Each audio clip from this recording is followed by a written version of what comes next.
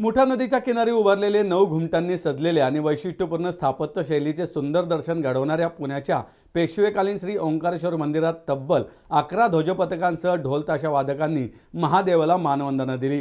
श्रावण महिन्यातील शेवटचा सोमवार निमित्त श्री ओंकारेश्वर चरणी मानवंदना या आगळ्यावेगळ्या कार्यक्रमाचे आयोजन करण्यात आले होते। कार्यक्रमाला आमदार हेमंत रासने यांसह मंदिराचे कार्यकारी विश्वस्त धनोत्तम लोणकर, गौरव बापट, विशाल घरत यांसह पदाधिकारी, कार्यकर्ते व भाविक मोठ्या संख्येने उपस्थित होते। मानवंदना देण्याकरता सहभागी 11 पथकांमध्ये रमणबाग, शिवगर्जना, ज्ञानप्रबोधिनी, श्रीराम, स्वरूपवर्धिनी, नादब्रह्म, युवा, अभिद्य, गरवारे, शिवमुद्रा, गजलक्ष्मी या पथकांचा समावेश होता।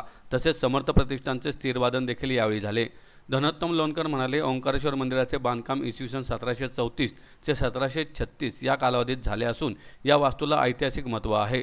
शहराच्या ऐतिहासिक आणि धार्मिक वैभवाचे हे प्रतीक आहे। त्यामुळे यंदा शेवटच्या श्रावणी सोमवारी या आगळ्यावेगळ्या कार्यक्रमाचं आयोजन करण्यात आलं।